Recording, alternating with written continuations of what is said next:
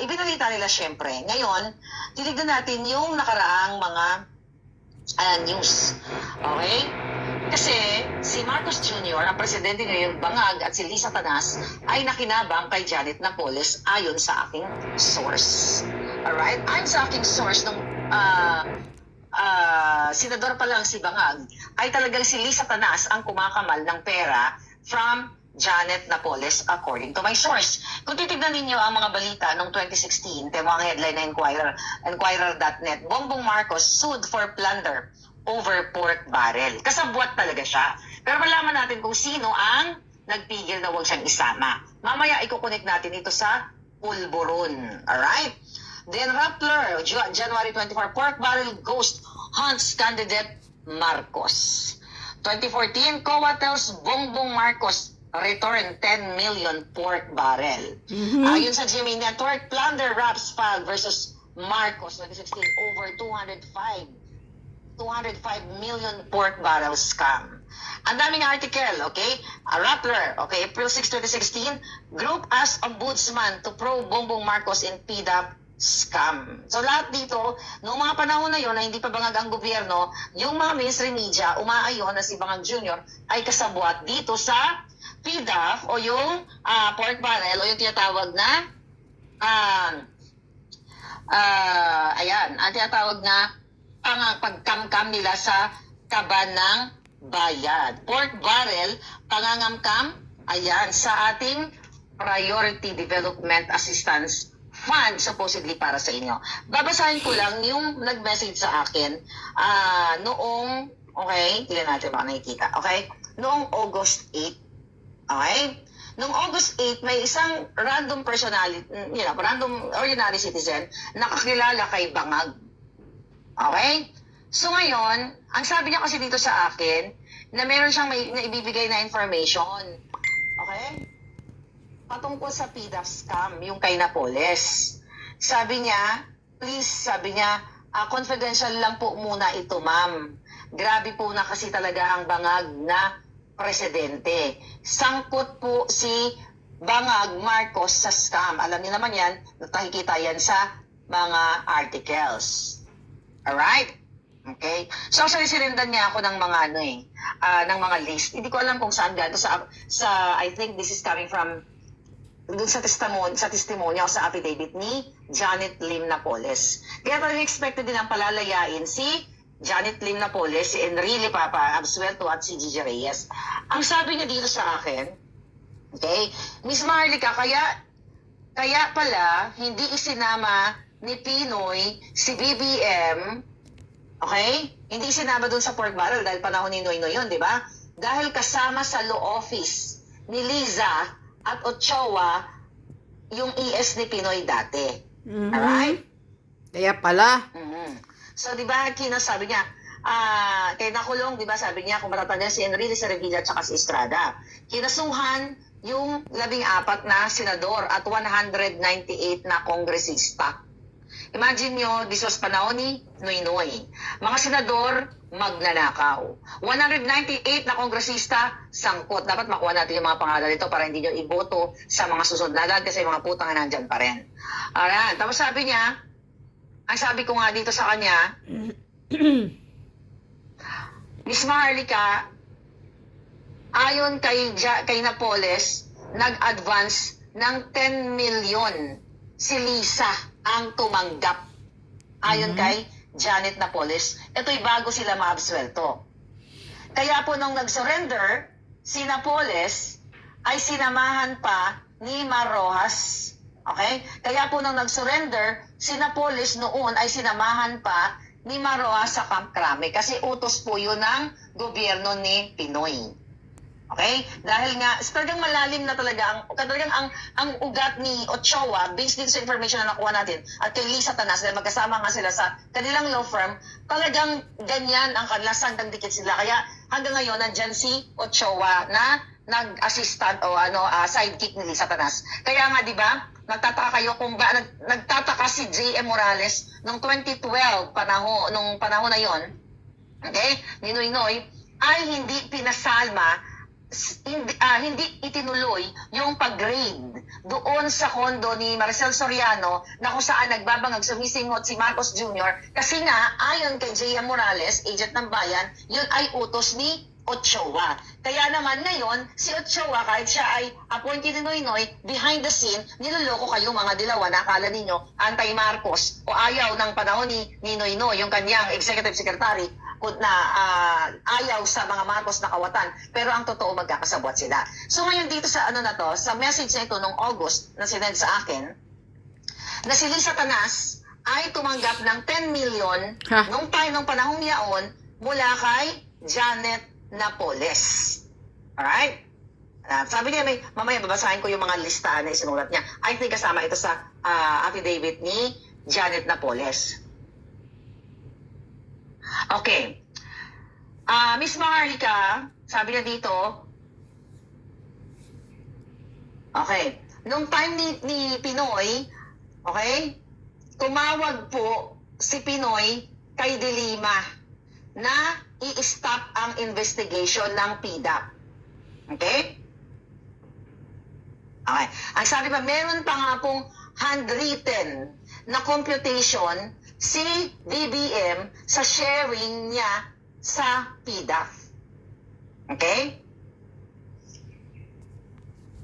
Okay. Kaya po si De Lima, okay? Si De Lima ay nakalaya dahil, ayan, sabi ito, dahil si De Lima, ito, okay, ano sabi niya dito? Okay, kaya inutusan po ni Executive Secretary Ochoa noon si De Lima na huwag isama si BBM na kakasuhan dito sa PDAP na ito. Imagine niyo, kayo mga dilawan supporter, akala niya si De Lima, kunyari, ayaw sa mga Marcos, dikador. Pero tignan mo, yung pala, liit sa kaalaman ninyo, ay magkakasabwat sila. Imagine mo si De Lima, biglang sinabi, nung pinakawalan siya, nabiswelto siya sa kanyang mga kasong harap na blessing daw si Marcos Bangag sa pamayanan. Blessing sa kaputahan. 37 years na nagdadakdak si De Lima, kayong mga supporter niya, ang mga dilawan, na ang Marcos ay magnanakaw, kawatan, demonyo, manggugurgur lahat, biglang twist. Okay? Ang sinabi niya ay blessing si Bangag sa taong bayan. Kasi lingid sa inyong kaalaman, ayon sa ating source, ininstruksyonan ni Executive Secretary Ochoa at itong si, itong panahon ni Pinoy na to, na huwag isama si Bangag sa kaso. Dahil nga magkasama si Ochoa at si Lisa Tanas sa kanilang law firm. Hindi natin alam, baka yung nakukuha ni Lisa during that time sa PIDA from Janet Napoles ay binabahagian si Ochoa. Okay? Correct.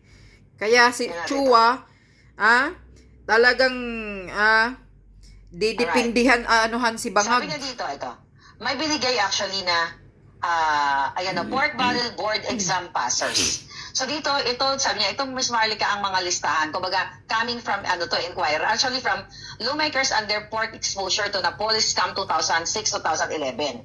Ayan yung mga senador kasama si Ramon Revilla, 1 billion, okay? Juan Ponce Enrile, 641.65 million. Ito yung listahan na binigay niya sa akin.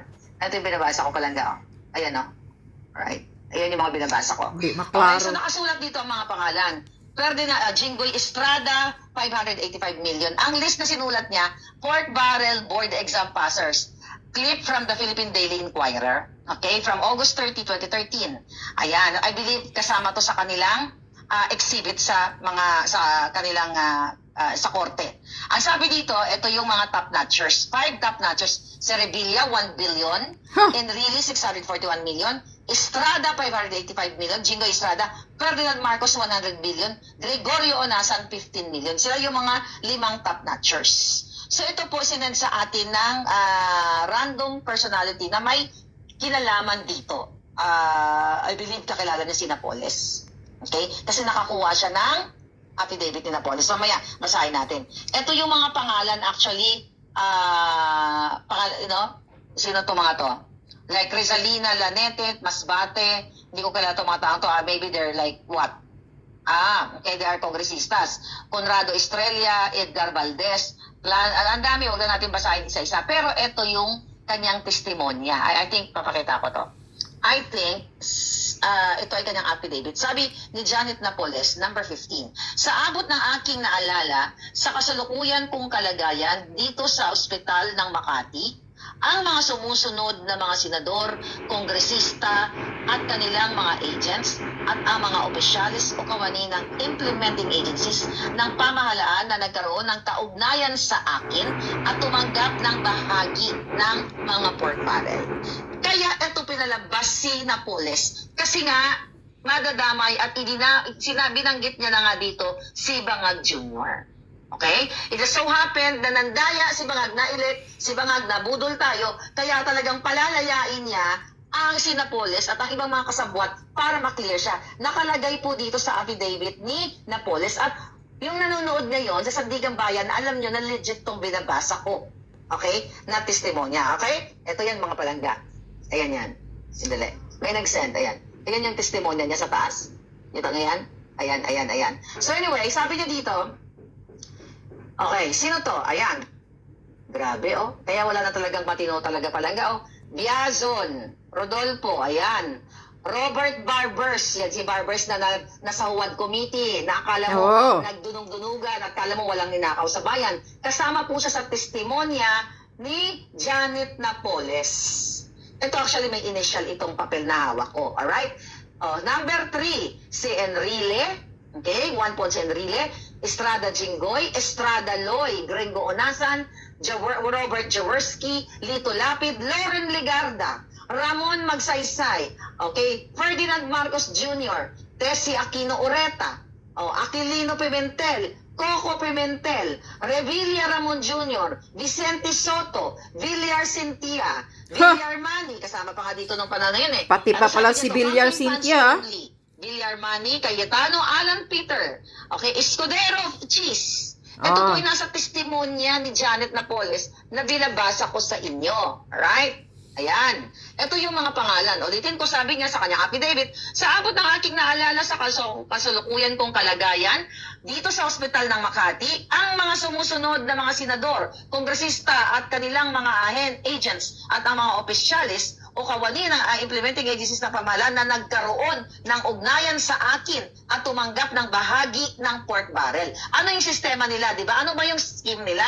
Magpupundo, kunyari, sa mga proyekto. Yung katulad na ginagawa nila, magpupunta yan sa mga ano na yan, proyekto nila, mga bogus, non-government bogus project. Kunyari ito, 100 million sa ganitong project. Clean and green, kunyari. 100 million. Bogus, wala. There's no such thing. Walang project. So kung magkano ang usapan nila with senators and congressmen, Janet Napoles, dahil, bigyan na lang kita ng 10 million, ibigay mo sa akin yung 90 million. Kaya ganito po ang nangyari sa ating bayan. Okay? Ngayon lang kasi August lang to nakarating sa akin. Ito yung mga pangalan. Bernard. Ano to? Henry. Ito, mga pangalan. Tingnan natin. Bernard Rose Palacio. Ruby Chan Tuazon. Doña Señora Rivera Tuazon. Ayan, Lucina Gigi Reyes. Yan yung observer ngayon ng Sandigan Bayan. Ito si Freddy Villamor. Ito yata yung nag-lawyer dun sa babaeng nawala ng mga naiwan kunyari yung maleta dun kay Rafi Tutok po, yung drama-drama. Ito yun. Ayan, Butch Tuazon. Ang dami, sino to mga to? Mga kakilala natin. Tignan nga natin. Dudot Jaworski. Ted De Hoya, Dungkot, Tanlas, Villacorta Agana. Oh my God. So ito yung nakalagay po sa affidavit niya. Joel Pimentel, Mon Arcenas, Cruz, Richard Gambe, Jennifer Corpus, Arman Padilla. I don't know kung kilala nyo, minority black daw ito nung time na yon. That was 2014. From 2010, I think, 2010 to 20, nung panahon nila John Adriano, So anyway, imagine nyo yung mga tumatakbo ngayon. Lahat, ayon sa affidavit ni Janet Napoles na hawak ko na naabswelto ngayon, dahil for sure talaga naabswelto ni Bangag yan para hindi siya madamay. Dahil kung hindi naabswelto yan, hindi ko lang sure, I hope makausap ko yung nagbigay sa atin ng information na ito, kung nadukot itong papel na ito. Kasi nakalagay ito sa exhibit niya. Sinabi niya dito yung mga pangalan ng mga politiko na nagkaroon ng ugnayan at tumanggap ng bahagi ng pork barrel. Ibig sabihin tumanggap, nagplunder. Tumanggap means nagplunder,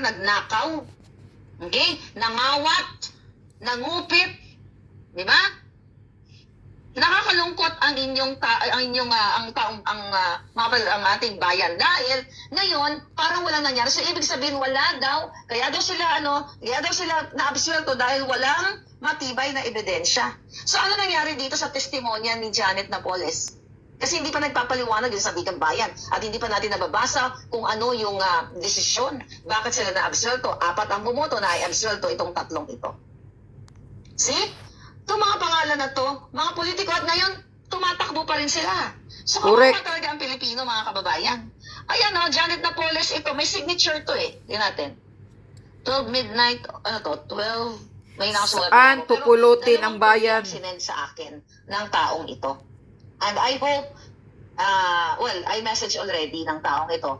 And I hope, nung nag-message kasi sa akin ng August 8, willing siyang lumabas eh. Patungkol dito kasi kilala niya si Janet Napoles. Oh. Kaya ano, So ito yun mga kababayan. bangag. So, saan kayo tutungo? So hindi yun sa inyong kaalaman, mga Liberal Party, mga Dilawan, nakala nyo, anti-Marcos, itong sila De Lima, itong sila Ochoa, itong sila, sino yun Dedo na. So, tapos na ang kanyang kwento. So anyway, itong mga buhay, niloloko kayo. Kaya pala, hindi sinama ni De Lima si Marcos Bangag dito sa kasong ito. Absuelto siya, di ba? Hindi siya nakasama dito.